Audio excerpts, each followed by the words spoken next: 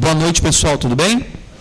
Bom, meu nome é Jefferson, eu venho aqui algumas vezes bater um papo com os jovens aqui, é um grande prazer estar aqui hoje de novo, conversando com outro público aqui dentro da mesma comunidade, né? Eu estou aqui no Rio desde 2013, sou casado com a Isabela, ela mandou um abraço para vocês, não pôde estar, porque amanhã ela tem uma prova de residência de gastro da UF, pediu para ser liberada para que ela possa se concentrar, ficar tranquila lá, se recolher, né? Mas mandou um abraço fraterno para vocês. A gente está juntos há 12 anos, né? A gente namorou durante 9 anos, 7 desses 9 anos à distância, quando eu era seminarista e pastor, vendo ela uma vez por mês, então a gente construiu o nosso relacionamento assim, pedrinha por pedrinha, com bastante calma, né? Foi por isso que ela não me matou até hoje, né? Eu sou de Minas, como vocês vão reparar pelo sotaque. Faz 10 anos que eu sou um pastor ordenado, presbiteriano.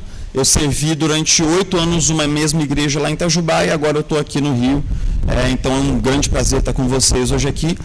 Quando o Marcão me convidou, eu tinha acabado de ministrar quase o mesmo conteúdo que a gente vai conversar aqui hoje para os casais da Catedral Presbiteriana do Rio. E eu sugeri ao Marcão que a gente pudesse falar um pouquinho sobre o conceito de autoridade dentro da família, né? Que é um papo assim interessante para a gente ter com os pais da década de 80, que são praticamente a minha geração, né?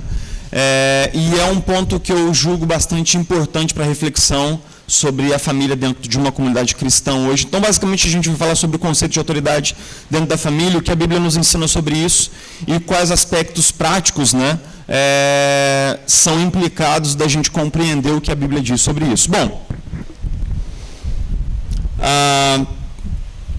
a gente tem vivido, eu sei que os pastores de vocês têm falado muito sobre essa questão da modernidade e das diferenças entre a modernidade e a pós-modernidade, né? Então eu não vou gastar muito tempo aqui explicando o que seria a pós-modernidade, aquilo que Zygmunt Bauman e outros pensadores, né, a partir da década de 50 chamaram de pós-modernidade, ou modernidade líquida, ou modernidade tardia. Na verdade, a pós-modernidade ela pode ter a ideia de liquidez, né, como dissolução, ou seja, os valores que eram tão enfatizados na modernidade, eles se dissolvem na pós-modernidade, eles se tornam ou irrelevantes ou inexistentes. E um exemplo, por exemplo, para a gente cristã muito sensível, é a ideia de uma condenação eterna, por exemplo. A partir da década de 90, você praticamente sente uma dissolução do tema da existência do inferno nas pregações do Ocidente, e a gente sente isso hoje na cultura de um modo geral. Esses dias, né, a minha instrutora lá na academia descobriu que eu sou pastor, aí falou assim, você é pastor, eu sou católica e tal, mas eu não concordo muito com algumas coisas que o padre fala. Eu falei, é mesmo? Com o que você não concorda? Eu não acredito em inferno. Eu falei, é mesmo. Ele fala sobre coisas do inferno, mas eu não acredito que um Deus de amor crie um inferno e jogue pessoas no inferno. E aí eu comecei, interessante esse ponto aí e tal, né? E comecei a falar para ela assim, mas pensa bem, se você vivesse num universo regido por um Deus que não tem noção do que é certo e do que é errado, seria complexo, né? Porque você e Hitler, por exemplo, seriam praticamente a mesma figura diante desse Deus, porque é um Deus que não sabe discernir entre certo e errado. Você gostaria de viver num universo regido por um Deus que não sabe discernir entre certo e errado? Ela assim, não, eu sou muito melhor do que Hitler.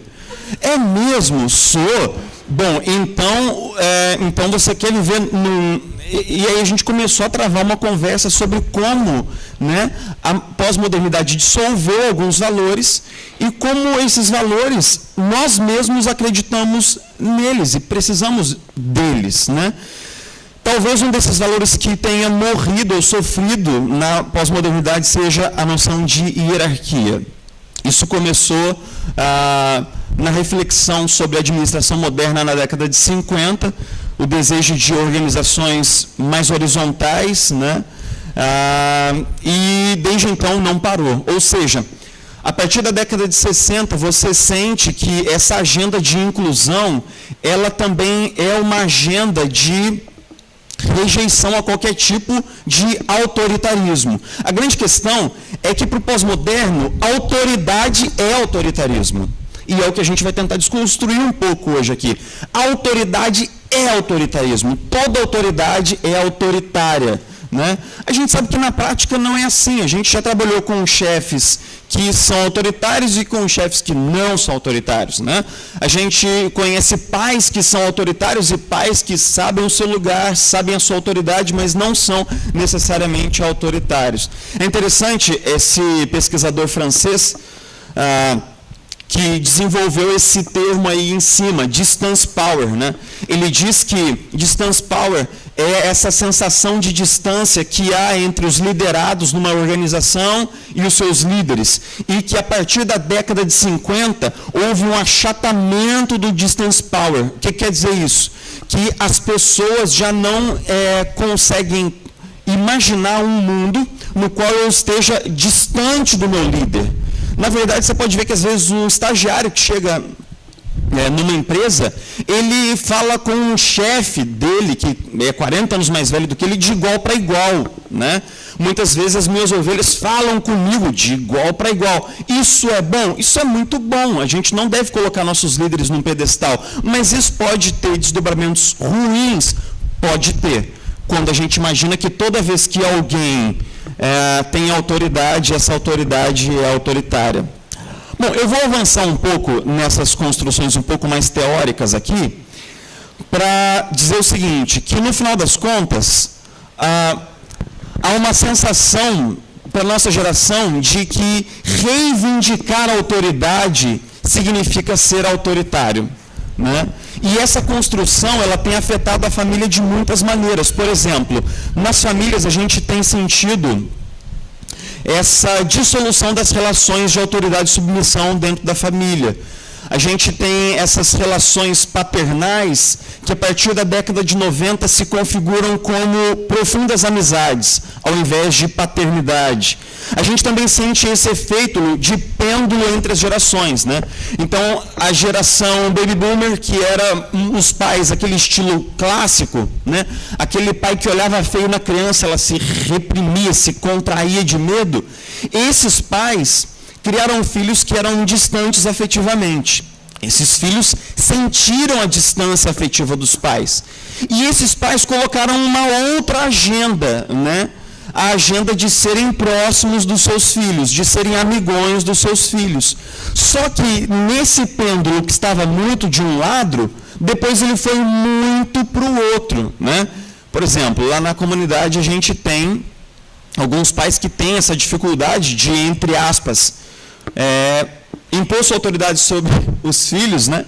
E um dia a gente estava lá com a mesa da ceia, a ceia do Senhor, e uma criança se aproximou da ceia e começou a brincar de carrinho na mesa da ceia, né? Entre as bandejas e copos e tal.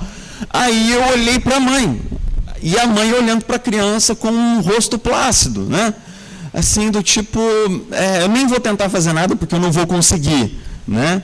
E depois a gente tem que sair conversando a miúdo, pouco a pouco, com esses pais, né? Porque, eu não sei se você já vivenciou esse tipo de fenômeno que pode ser público, né? Em que uma criança faz birra no supermercado, por exemplo, e o pai quase se ajoelha no chão para pedir para que a criança, por favor, pelo amor de Deus, não faça aquilo, porque a voz de comando já não funciona mais, né? Então, assim, aquele cenário em que os pais eram distantes afetivamente dos filhos era bom? Não era bom, porque os filhos não tinham abertura para conversar com os pais sobre sexo, sobre drogas, sobre amigos, sobre uma série de coisas importantes, né? Especialmente na adolescência. Mas esse cenário de dissolução da autoridade é bom também? Também não é bom, né? Também não é bom. A gente tem esse efeito de pêndulo intergeracional, a gente tem esse efeito de uma luta pelo poder dentro do casamento, porque aparentemente os papéis não ficam bem definidos. A gente tem essa confusão entre paternidade e amizade. E a gente tem como um resultado último, né, essa noção de que numa família em que não há respeito, dificilmente o amor prevalece. Então, quando não há respeito dos pais para com os filhos, quando não há respeito entre um cônjuge e outro, quando na família as pessoas não se respeitam, não há um espaço pelo outro, pela posição do outro, pelo papel do outro, pela geografia do outro dentro da família, geralmente o amor não subsiste por muito tempo, porque amor sem respeito é afetivamente impossível. Bom, para a gente avançar e colocar um pouco de material bíblico nisso que a gente está conversando hoje, quando eu era criança, eu tive, entre os 7 e os 8 anos, e depois de novo, aos 16 anos, eu tive o que os terapeutas chamam de pavor noturno, ou terror noturno.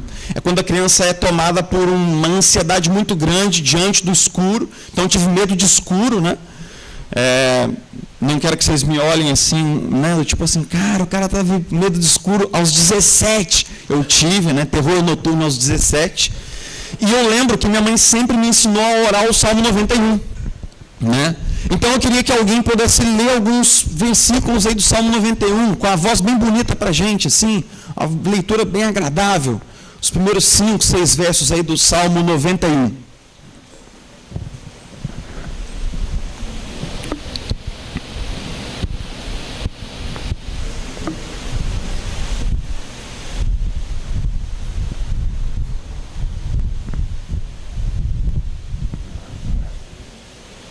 Aquele que habita no abrigo do Altíssimo e descansa à sombra do Todo-Poderoso, pode dizer ao Senhor: Tu és o meu refúgio e a minha fortaleza, meu Deus em quem confio.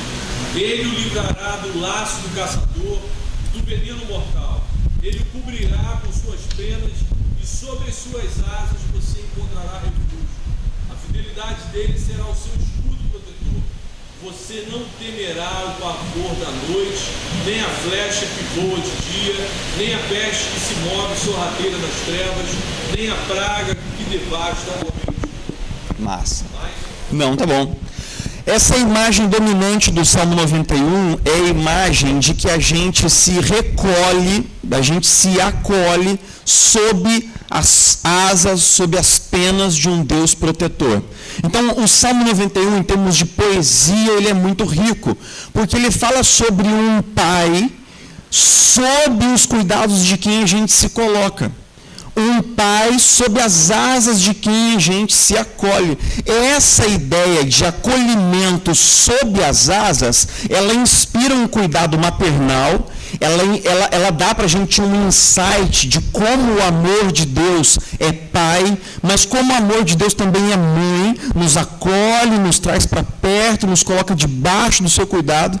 E é engraçado que a gente se lembra que quando Jesus chorou, né, diante de Jerusalém, prestes a ser crucificado, o texto diz assim: Jesus olhou para Jerusalém e clamou mais ou menos assim: Jerusalém, Jerusalém, eu queria te acolher como a galinha acolhe os seus pintinhos. Ou seja, que amor maternal havia no coração de Jesus por aquelas pessoas. Ele queria acolhê-las, mas elas não quiseram ser acolhidas. Então, essa imagem da gente debaixo das asas do Eterno é uma imagem muito significativa. Quando a gente, por exemplo, passa pelas intempéries da vida, pelas épocas ruins de sofrimento, crise no casamento, crise no emprego, falta de dinheiro, luta com doença, Deus é alguém debaixo de quem a gente se coloca, né? Às vezes a gente vai orar, a gente está tão arrebentado que a gente fala assim: ó, Senhor, eu não sei nem o que dizer, mas me deixa chorar quietinho nos seus pés aqui hoje. Deixa eu só ficar aqui, eu tô precisando mesmo dessa presença paternal sua, eu quero ficar aqui quietinho. Eu nem tenho o que te falar, Pai. Eu estou tão mal, que eu nem tenho o que te dizer, não consigo nem verbalizar tudo que está aqui dentro de mim. Tal a minha ansiedade, mas eu sei que o Senhor sabe, deixa eu ficar aqui. Então a gente se coloca debaixo, né, dessa asa, dessa paternidade de Deus. E como que a gente faz isso em termos práticos, não apenas devocionais? A gente costuma dizer que existe no Antigo Testamento aquilo que os teólogos Von Rad e outros, Walter Kaiser, chamam de teologia deuteronômica. O que é a teologia deuteronômica? É o coração da teologia da aliança. Como funciona isso? Você se lembra do que está lá naquele texto clássico de Deuteronômio 28. Deuteronômio 28, que é o coração do livro de Deuteronômio, diz assim: se você ouvir o Senhor, temer o Senhor e obedecer os seus mandamentos, você será abençoado na casa, no campo, no trabalho, suas plantações, suas fazendas, seus empregados, tudo que você tem será abençoado. Mas se você se rebelar contra o Senhor, se você for após outros ídolos, se você não ouvir a voz do Senhor, sua casa, sua família, seu campo, tudo isso, ao invés de ser abençoado, será amaldiçoado. O que a teologia deuteronômica diz? Diz que eu devo me colocar debaixo da autoridade de Deus em obediência. E me colocando debaixo da autoridade de Deus em obediência, em amor, eu desfruto da proteção de Deus. A ideia é quase como a ideia de um guarda-chuva, tá? Tá chovendo canivete lá fora, muito, muito, muito. O amor de Deus é um grande guarda-chuva. Debaixo desse guarda-chuva, a chuva não nos pega. Mas quando a gente sai de debaixo desse amor, por meio da desobediência, a não submissão aos comandos, a não submissão ao amor de Deus, nós estamos nos expondo ao sofrimento. Então, essa teologia deuteronômica, ela permeia os livros de Juízes, de Josué, 1 e 2 Samuel, 1 e 2 Crônicas. Se a gente lembra, por exemplo, da capa de Acã, Deus dá um comando, Acã desobedece, ele se coloca fora da bênção, ele se coloca num lugar de maldição. Quando Deus dá um comando para os juízes, quando os juízes obedecem, eles se colocam debaixo da bênção de Deus. Então, a Bíblia, ela fala que a nossa relação com Deus é uma relação de autoridade e submissão. É por isso que há tantos comandos na Bíblia, porque Deus tem autoridade sobre nós para nos dar comandos. É por isso que a Bíblia tem tantos mandamentos, é porque Ele é o nosso Pai, Ele sabe o que é bom para você. E Ele diz, faça isso, porque isso é bom para você, e não faça aquilo, porque aquilo não é legal. Então Deus tem autoridade, por isso Deus pode sim estabelecer comandos para o seu povo. Deus pode estabelecer diretrizes, porque Ele tem autoridade. Então, é impossível ter uma relação com Deus, dizendo assim, Deus, eu quero ter um relacionamento contigo, mas eu não quero a sua autoridade sobre mim. Eu não quero obedecer. Eu não quero me submeter, eu não quero acatar. Isso é virtualmente impossível. Por exemplo, quer ver um texto desafiador? Alguém pode ler para a gente João 15, 9 e 10. João 15, 9 e 10. Alguém, não o reverendo Marcos. Alguém outro.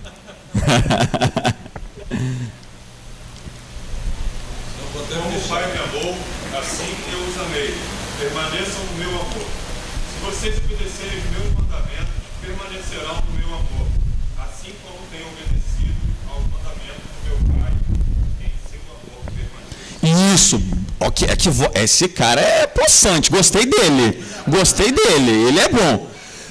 Diz aí, interpreta para mim o que você entendeu do texto, que é simples, mas assim, só para a gente poder botar um pouco mais de carne nesse trem aí. Assim como o nosso Pai nos amou, eu os amei. Para eles permanecer no amor de Deus, e Ele vai sentir esse amor por nós. Isso. E como que a gente permanece no amor do Pai? Obedecendo aos seus mandamentos. E aí Jesus diz assim como eu também permaneço no amor do Pai. Como? Obedecendo os mandamentos do Pai. Isso não está alinhado lá com Hebreus, que diz assim que Jesus aprendeu a humildade em tudo que sofreu? Ou seja, Jesus era um filho submisso à autoridade do Pai. E ser um filho, ser um discípulo de Jesus é ser um filho como Jesus. Um filho que é submisso à autoridade do Pai. Então, é engraçado como que nesse texto Jesus fala assim, olha, vocês vão permanecer no meu amor se vocês obedecerem o meu mandamento. Cara, esse texto não poderia ser mais cristalino para a gente. Como é que eu permaneço numa relação de amor com Jesus? Se eu ouço seus comandos e como um bom aprendiz dele, eu o obedeço. A autoridade de submissão, ela é central, então, na construção da nossa relação com Deus. E nos lembra o seguinte: os comandos de Deus, às vezes a gente fala assim, né? A gente fala para a criança assim: não coloca o dedo na tomada. É lógico que quando a criança cresce um pouco mais, qual é a primeira pergunta que ela dispara para você? Por quê? Então, às vezes a gente imagina que Deus nos dá comandos porque simplesmente Ele quer isso. Mas, na verdade, a lei de Deus não é só isso. Quando Deus fala assim, não pule de um prédio de 20 andares, eu posso até desafiar esse comando e pular. Eu vou descobrir lá na calçada que, na verdade, não era para eu pular. Eu vou descobrir só lá na calçada. Muitos pais sabem disso. Os filhos, eles questionam a autoridade e não se submetem aos comandos porque muitas vezes eles acham que são decisões arbitrárias dos pais. Mas, na verdade, os pais estão dizendo para os filhos como a vida funciona e como a vida não funciona. Então, a lei, a teologia deuteronômica, ela diz para nós que nós nos submetemos aos comandos de Deus porque os comandos de Deus são um retrato de como a vida funciona. Bom, para a gente avançar para um lugar mais prático, é o seguinte: o que eu vou defender hoje aqui, desde o princípio até o final, é que autoridade e submissão é sim o elemento essencial da fé cristã. Se a gente retira a noção de autoridade e submissão da fé cristã, ela não subsiste. Porque Deus, ao invés de meu pai, vira o meu amigão. E meu amigão, Deus não vai ser. Meu amigão, Jesus não vai ser. Jesus não está... Ele não está na vibe de ser o Papai Noel. Não está. Ele não está a fim de ter uma relação comigo em que ele não tem autoridade sobre mim. Você permanece no meu amor se você fizer o que eu estou dizendo para você fazer. Isso parece muito duro. Parece muito duro, mas na verdade essa é a pessoa que mais me ama no mundo. Então ele não quer o meu bem. Ele não quer o meu mal. Ele só quer o meu bem. Então faz todo sentido me submeter de coração a um Deus que me ama tanto. Porque Ele nunca vai dizer para eu fazer alguma coisa que seja ruim para mim. Um Deus que matou o seu filho na cruz do Calvário, no meu lugar, é um Deus a quem eu posso e devo sim me submeter. Então a gente precisa de uma releitura essencial de autoridade e submissão, e a gente vai passar agora para uma parte mais prática, né? Como que a gente pode aplicar isso na família? A gente pode voltar a esse texto basilar de Paulo, em Efésios 5, 21. Eu gostaria que alguém lesse para mim, aí, Efésios 5, 21. Já tem duas leituras desse lado, agora pode ser a leitura desse lado aqui, né? De uma irmã, de uma voz bem bonita, assim.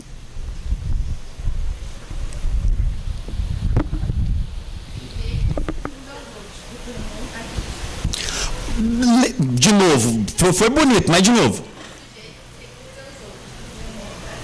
Sujeitem-se. Beleza, e o que vem depois aí? E o que vem Isso, mas o que vem depois do versículo 21?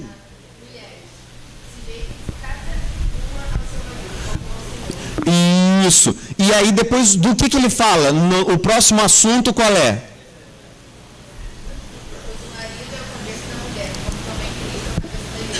Isso, ele fala sobre casamento e depois ele fala sobre pais e filhos, e depois ele fala sobre as relações de trabalho patrão e empregado. Ele fala sobre essas três relações a partir dessa ideia.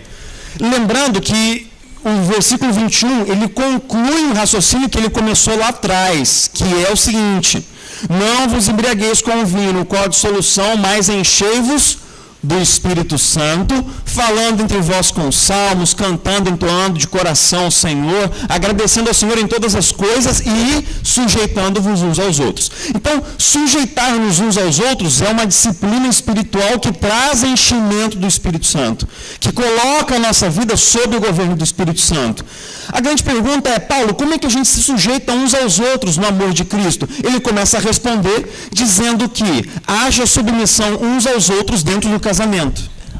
Aí a gente fala assim: aí, pastor Jéssica, mas esse texto não é muito machista, não? Não é? Não é isso que cheira? Não é. E não é isso que cheira. Por quê? Porque no mundo antigo, a mulher era vista como uma propriedade do marido. Era quase como um bem que o marido compra no casamento e depois ele poderia fazer dela o que ele quisesse. Era esse o olhar da sociedade antiga para a mulher. O que Paulo diz aqui? Que a mulher seja submetida ao marido.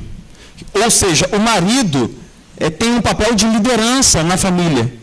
Mas Paulo define esse papel de liderança como ninguém mais no Novo Testamento, nem no mundo antigo, porque ele diz que o papel de liderança do marido é que ele ama a mulher como quem? Como Cristo amou a igreja. Ou seja, tem R$100. R$100.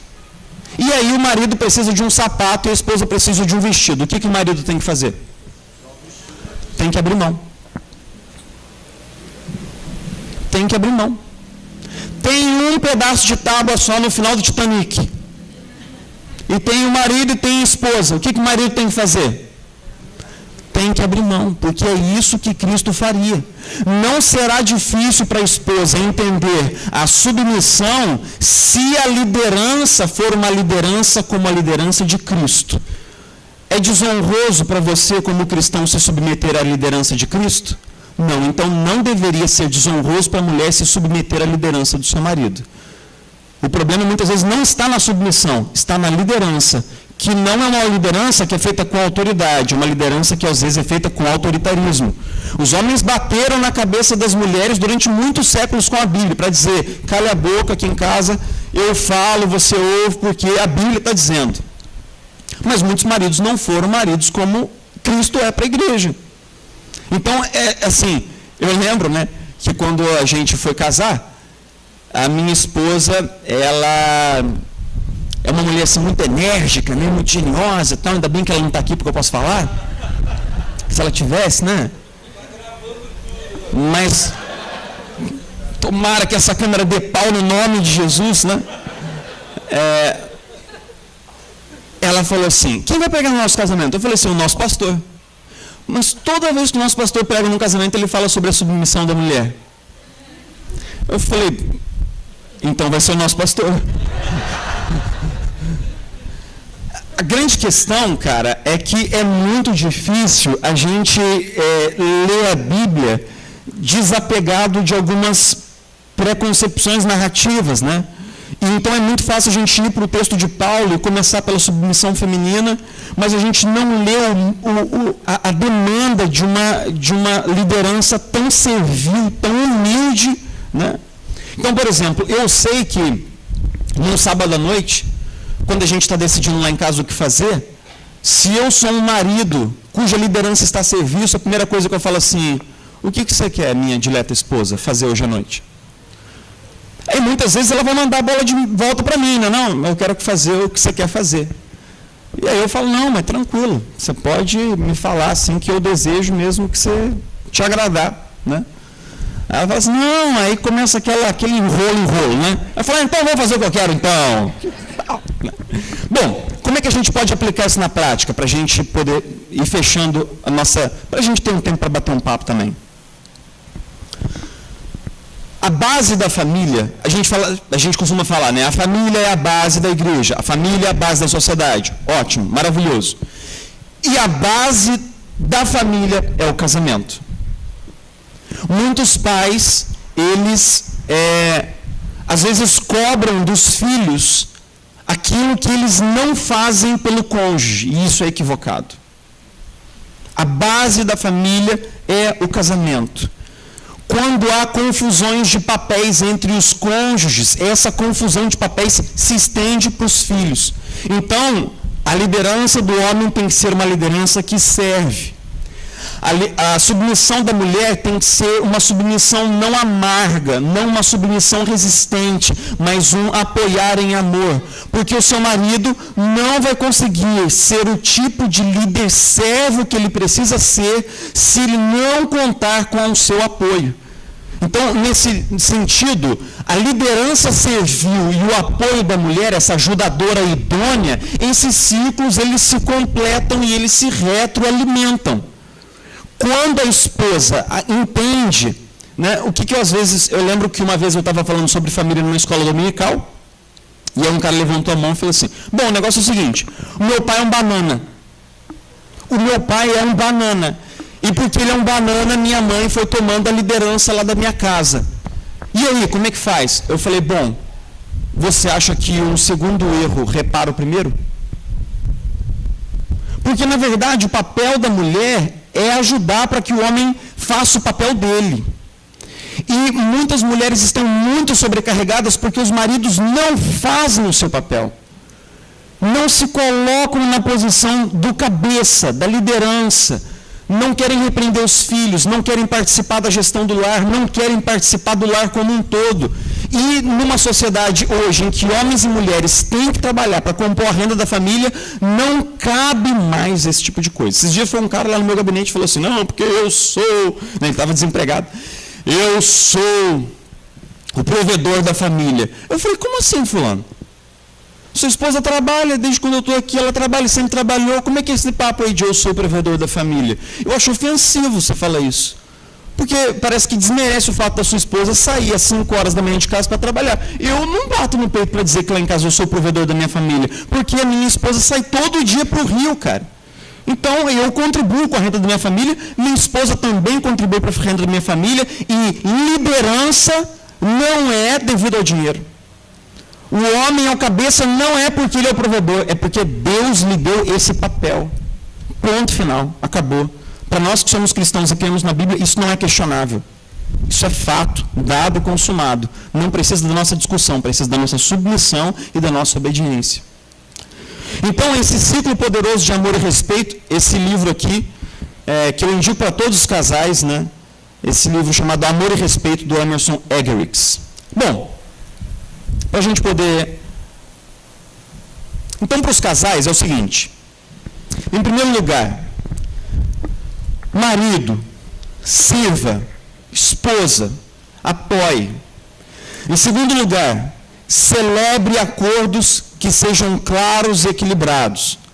Né? Isso é uma lição do Casados para Sempre. Aprenda a celebrar acordos com o seu cônjuge para que o seu casamento seja sólido. Terceira coisa, lave a roupa suja no privado.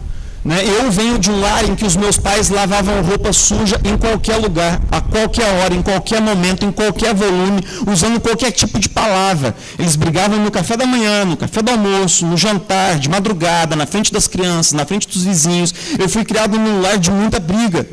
Então, eu com a minha esposa, a gente tem uma agenda, a gente tem uma oração todo dia. Senhor, nos ajuda a lavar roupa no privado das 4 paredes, Senhor. Que a gente nunca possa desautorizar um ao outro na frente dos filhos, que a gente nunca se ofenda, e muito menos se ofenda na frente dos filhos. 4, cuidado com os jogos de poder dos filhos. Por que eu estou falando tudo isso? Porque a autoridade se constrói na base. Cônjuges que não se respeitam vão instilar falta de respeito nos filhos. A dinâmica é mais ou menos a seguinte. Um dia um pai chegou, fragilizado, no meu gabinete para se aconselhar, e falou assim, cara, ontem eu presenciei uma cena muito louca lá em casa. Por quê? Porque meu filho de X anos, pouco anos, 8 anos, 9 anos, ele gritou com a mãe dele. E aí eu cheguei junto da criança, como assim você está gritando com a sua mãe? É a criança, meu irmão, crianças são um bicho, né? Rapaz, olha, eu não tenho medo de casar, não, irmãos, mas eu estou orando há 10 anos para ser pai, Jesus Nazareno. Porque é o seguinte, o molequinho de 8 anos virou para o pai e falou assim, por que eu não posso gritar? Você grita todo dia.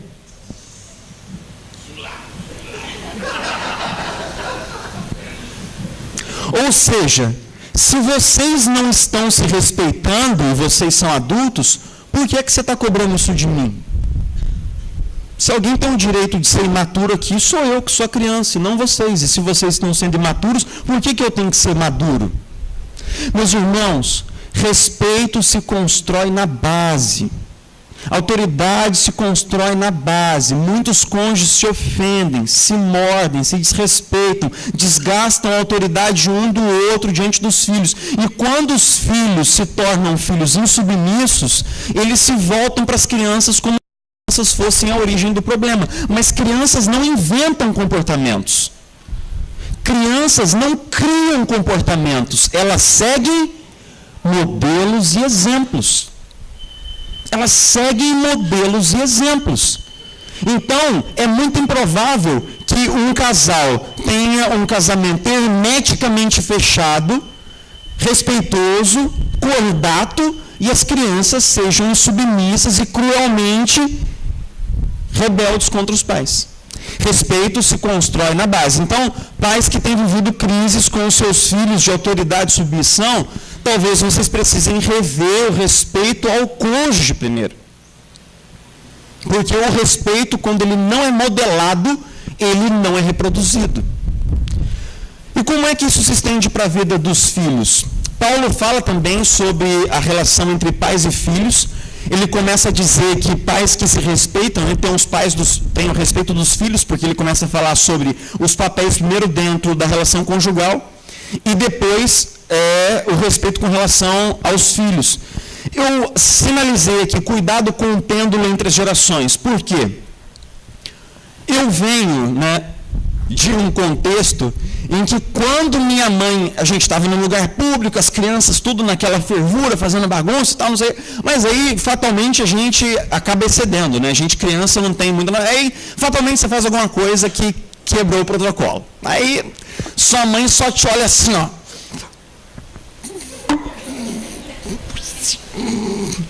Quando minha mãe olhava com esse olhar para mim, eu já sabia, mano do céu, chegava em casa, ela pegava uma cinta marrom que meu pai tinha, mas era cintada assim, a criança correndo e cintada rolando, Eu fui criado na sentada, irmãos, eu tô vivo, tô inteiro aí, Manco um pouco de uma perna, mas tranquilo.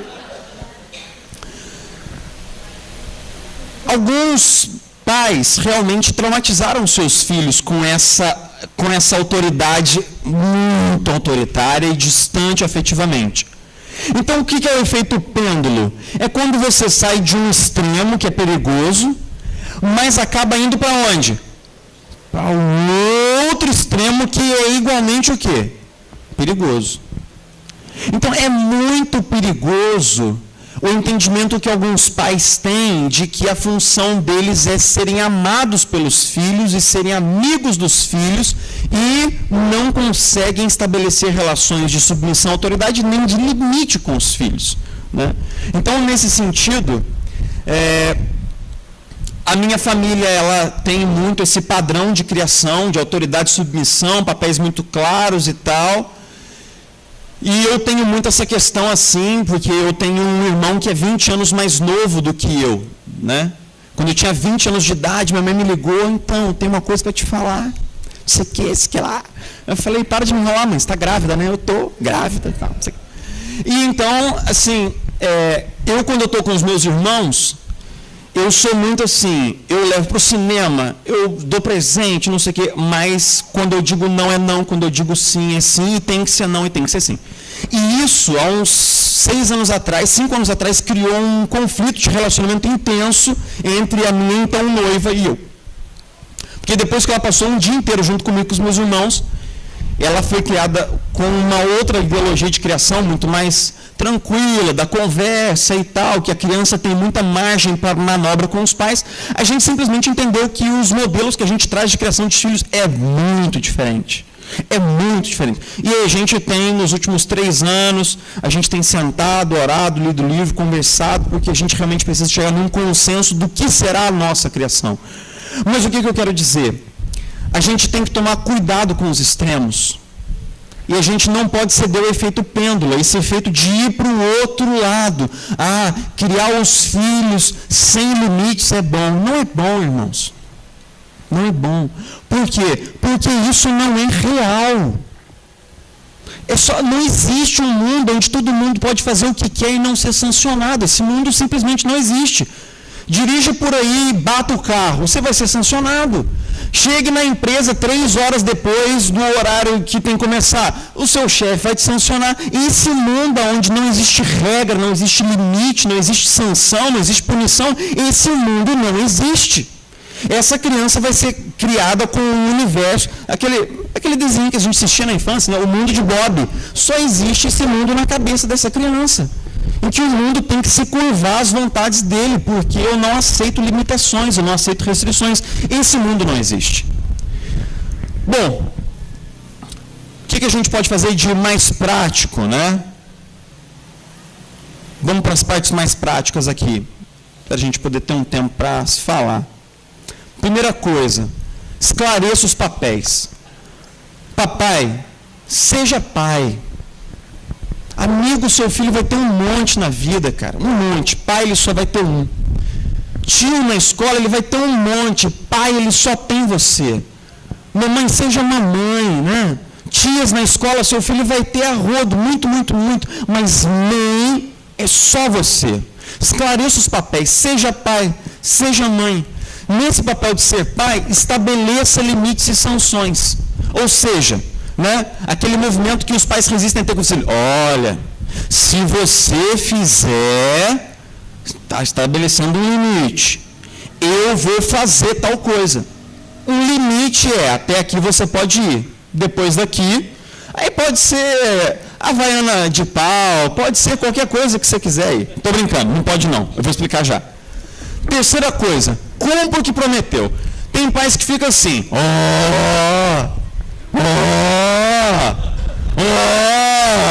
parece um coral, né? Gregoriano. E não vai, não sai do ó, nem muda de vogal, né? Não, fica no ó, toda a vida, não muda. Irmãos, as crianças são muito espertas. Quando eu nasci, eu levei um mês só para abrir o olho. Eu fui falar com 5 anos de idade, né? Eu brinco, né? Hoje as crianças, cara, elas já pegam um smartphone com 1, 2 anos e tal, não sei o quê. É uma insanidade a velocidade que essa galera pega as coisas. Quando os pais não cumprem o que prometeram, eles sabem. Eles sabem e eles fazem. Então, estabeleça limites. Cumpra o que prometeu. Quarto. Vamos ler o quarto, todo mundo? O quarto é muito importante. Vamos ler todo mundo, papais. Vamos lá. Alguém pode explicar para mim? Eu convido alguém a explicar. Eu falei para minha esposa que eu estou ensinando ela a ser mãe, né? Porque eu estou querendo uma caixa para o meu violão. Mas eu já excedi o meu limite de bens comprados esse ano, sabe, Marcão? Mas todo dia eu falo para ela, eu queria tanto uma caixa. Aí quando foi lá pelo 12º dia, ela falou, então compra a caixa, pelo amor de Deus, vai na loja, eu não quero saber. Aí, tá vendo? Você está cedendo muito fácil. Não pode, irmão, não pode ceder. O que eu estou querendo brincar aqui é o seguinte, eu sei que a gente chega do trabalho muito cansado. Eu sei que criança, cara, quando ela é insistente no negócio, ela vence mesmo. Mas, pai, você está lutando pelo futuro do seu filho. Você está lutando para ensinar lições de vida eterna para essa criança. Então, seja firme, seja constante. Outra coisa, né? Criança não morre de chorar, gente. Eu já fiz o teste. Não morreu. Você deixa chorar. Assim, é muito difícil que alguma... engasgou, morreu. Não, não vai acontecer. Deixa chorar. Né? Não tem problema chorar. Lava a íris, é muito bom, né? Quinto, para a gente terminar, não deixe brechas. Quando eu falei com os casais lá na catedral, esse foi o ponto que no feedback eles mais me deram feedback de que era importante, porque é o seguinte, algumas famílias, elas se perdem num jogo de poder entre os cônjuges e entre os filhos. Então tem o pai, tem a mãe. Um dos dois, hipoteticamente o pai, sei lá, ele é mais um cara que diz sim. E a mãe é uma típica não. E as crianças sabem, né? As crianças sabem que se elas forem na mãe primeiro, já vai vir o quê? Um não. Então elas falam assim, elas esperam os pais ficar numa situação em que só tem um, eles são rapaz, eles só tipo assim, a mãe saiu para na padaria. Naqueles 5 minutos ele fala, tem uma janela de oportunidade estratégica aí. Aí ele vai no pai e fala assim, pai, os meus amigos hoje vão tal, não sei o quê. Aí o pai, queridão, com certeza, sim. Sim. Aí a mãe chega da padaria, mãe, meu pai já falou assim, já aprovou e tal. Aí ele cria um jogo de poder entre o pai e a mãe, porque em que situação que a mãe fica também para desautorizar o pai? Não é chato? A gente não fala aqui, honre o seu marido, blá, blá, blá, blá, blá e tal. Aí a mãe fica naquela coisa. A mãe tem uma intuição de que não vai dar bom, porque ela conhece melhor talvez os amiguinhos do filho, entende melhor o momento do filho, de que o pai não está muito por dentro de algumas coisas, de que o pai talvez estava assistindo um jogo de futebol e tal, e deu um sim. Então, é o seguinte, se você acha que o seu filho pode estar usando algum momento para jogar com o poder dentro do casamento, não diga sim, não diga não. Diga, eu e o meu marido, minha esposa, nós vamos sentar e vamos conversar. Depois a gente fala, mas eu preciso saber. Não precisa saber nada. Quando você souber, você vai saber, porque eu vou te dizer. Irmãos, isso é muito sério. Eu conheço famílias que são completamente rachadas. 4 filhos, 2 do lado do pai, 2 do lado da mãe. Essa família culminou em um divórcio e os filhos que ficaram com a mãe não falam com o pai e vice-versa. Tudo isso porque foi se estabelecendo um jogo de poder. Quando os filhos veem uma brecha entre o casal, eles usam. Quando eles veem que há problema de comunicação, é justamente ali que eles atuam. As crianças são espertas, elas lutam pelo que elas querem. Então, nós que somos mais adultos e mais maduros, precisamos agir antes, precisamos ir fechando as brechas entre o casal. Para finalizar, eu quero dizer o seguinte: tudo isso que a gente discutiu aqui seria muito impossível de ser vivido, muito difícil mesmo, sem a fé que nós temos no Evangelho. Eu tenho vivido um momento muito complicado esses últimos tempos agora, e eu acho que é importante a gente, pastor, de vez em quando, descer desse lugar de presumida superioridade, seja lá ela intelectual ou moral, né? Eu tenho uma relação muito conflituosa com os meus 2 pais. Eu tenho um pai de criação e eu tenho um pai biológico. Eu tenho uma relação muito complexa com os 2. São 2 figuras muito complicadas e eu estou com 33 anos sem conseguir ter uma boa relação com 2 pais. Então eu tive 2 oportunidades e eu não tenho sido bem sucedido nisso. Então recentemente eu voltei para a terapia. Minha esposa, a gente conversou, a gente orou. Eu estou sob os cuidados de um pastor mais maduro, mais velho, um cara muito crente, e ele está cuidando de mim. E um dia desses, eu e minha esposa, a gente fez o devocional, antes de dormir a gente se abraçou, a gente orou, e minha esposa, ela tem um negócio que chama sono instantâneo, sabe? Tipo assim, eu já contei, a média de 4 segundos. Boa noite, 4, 3, ela é um disjuntor que apaga. É bizarro, né? E eu fico sozinho, né? E aí eu fiquei abraçado com a minha esposa, pensando assim, caramba, a gente está casado, a gente tem um planejamento para ter filho daqui a 2 anos e tal. Mas eu me sinto muito despreparado para ser pai, cara. Muita coisa mesmo, muita coisa, demais. Eu nunca tive medo de casar, mas de ser pai eu tenho. Talvez porque eu tenho uma relação tão conflituosa com os meus pais, né?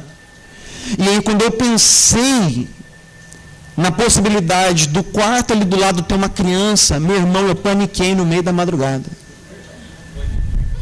Paniquei. Comecei a ter sudorese, tive taquicardia, o meu corpo começou a me dizer que eu não estava bem. Meus irmãos, eu posso te dizer com tranquilidade, ser pai é um grande desafio, ser mãe é um grande desafio. Mas a gente não pode ter medo se nós sabemos quem nós somos e o pai que temos. Não são os meus recursos que serão suficientes, não serão. Você tem um pai celestial que te ama, está ao seu lado, e ele será o seu modelo, ele será a sua força, ele será a sabedoria, ele será a presença. O filho vai segurar na sua mão, o pai vai segurar na outra, o Espírito Santo estará com você, e Deus nos dará força para que nós possamos ser para os nossos filhos uma imagem, ainda que imperfeita, essa imagem da paternidade do Pai Celestial. Eu creio profundamente que nós, a Igreja de Cristo, temos poder do alto, temos poder espiritual, temos poder no Evangelho para sermos bons pais e boas mães. Talvez você fale assim, cara, mas como é que eu posso ser um pai assim, se o meu pai não foi, se a minha mãe não foi? Meus irmãos, a sua vida não é determinada agora pelo seu passado, é determinada agora pelo poder de Deus presente em você agora e depois, e depois, e depois. É por isso que a gente tem esperança. É por isso que a gente vai sair daqui hoje não cabisbaixo, o pastor falou tanta coisa que está errada na minha família. Não, você vai sair daqui esperançoso, você vai sair daqui alegre, vai sair daqui, Senhor, o Senhor quer investir mais na minha família, o Senhor quer colocar no lugar o que está fora do lugar, e isso é um grande investimento do Senhor, isso é sinal do seu amor por mim. Que Deus possa nos dar convicção, irmãos, que Deus possa nos dar esperança, sobretudo. Amém? Vamos orar juntos?